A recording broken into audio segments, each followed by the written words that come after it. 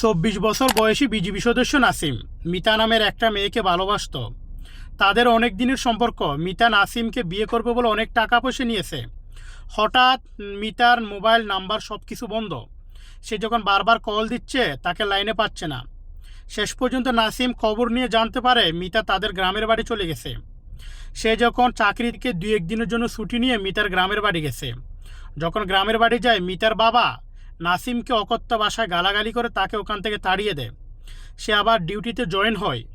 সে যন্ত্রণা সহ্য করতে না পারে, এই অপমান সহ্য করতে না পারে, ডিউটিরত অবস্থায় নিজের গুলি দিয়ে নিজের শরীরে গুলি করে সে জায়গাতে মারা যায়। এ হচ্ছে ভালোবাসার কাহিনী, এ হচ্ছে বর্তমানে ভালোবাসার নমুনা। তাই আমি বলি কি, ভালোবাসার পিছনে না দৌড়ায় টাকার পিছনে দৌড়ান। দেখবেন মেয়ের বাবা সহ আপনার পিছনে দৌড়াচ্ছে।